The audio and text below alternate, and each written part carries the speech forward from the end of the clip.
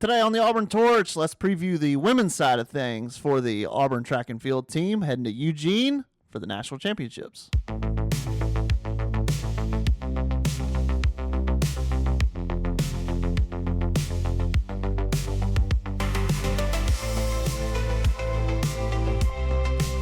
It's Tuesday, June 9th on the Auburn Torch.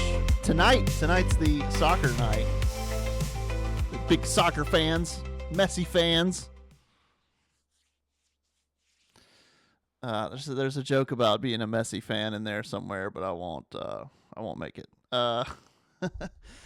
That's tonight. If you're not going to the stadium, it will be on ESPN.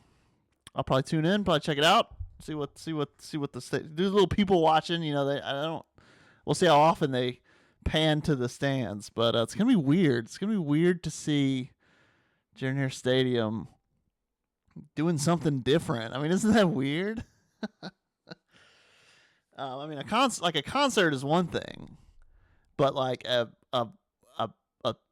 sport that's football adjacent and also not Auburn at all, gonna be pretty weird. I'm also just interested to see, like, are there gonna be like Argentinian fans there, or is it just gonna be a bunch of locals, Southerners from Alabama, Georgia, Atlanta area who are just interested in soccer and want to see it. Anyway, point of today's podcast, let's take a look at the women at the track and field championships this week. NCAA track and field championships for Auburn begin on Wednesday. I am doing it a little backwards, and I'm sorry about that. I'm going to go ahead and do the women today, even though they don't start till Thursday. Really, the men start first, but I'm doing the women's preview first. If you'll just indulge me, the men do have more scoring potential. So let's knock the women out first. So it'll be on Thursday. So I'll just go ahead and say it so you can refer back to this. We'll take a look at all of the Auburn women who are seeded and competing at nationals. It begins these times. If you're watching, these times are Pacific. So this is 7. It's all in prime time. It really is. It's all at night, starting at like 7:00 Central. It'll start with a 4x1 relay for the women. This is the other part of it. As far as watching goes, only some of the women will be like on the broadcast because the hammer throw will be in the field during the day, and as far as running events, Auburn only has one running event, unless I'm mistaken. Here are the seeds. Let's just take a look at the seeds real quick. Let me shut up. It is the 4x1 relay. Auburn has 6 total qualifiers on the women's side for NCAA championships. 5 of them are throwers, and then the only running event is the 4x1 relay, which has a 16 seed. If you're watching on video here, you've got the all the qualifiers here and their seeds. If you're listening, I'm also going to put this chart in the email that this episode comes out in, so you can look at it firsthand. But yeah, here we'll go down the list.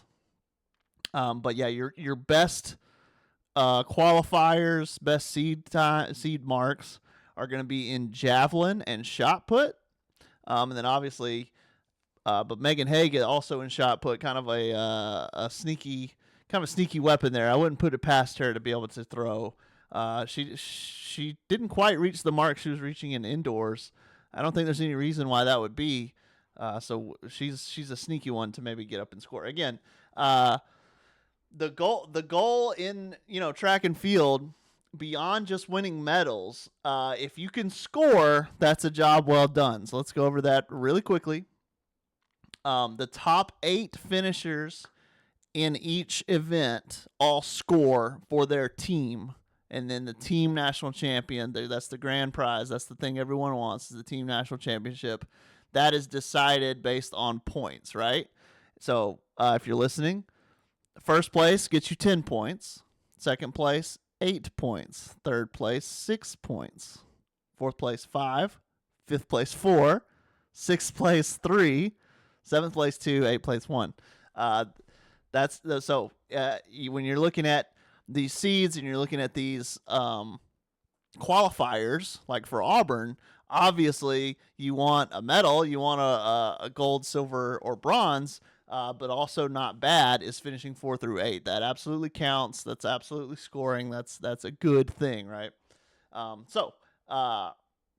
Here we can go based on by seeding. Here, well, I'll go to the start times, I guess. No, we'll stick it here. Sorry, I'm all over the place.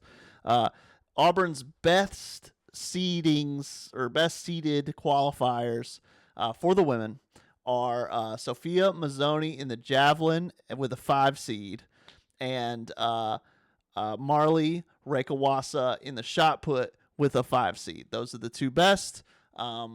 Obviously, you're gonna have to do a little bit of extra work, right, to medal.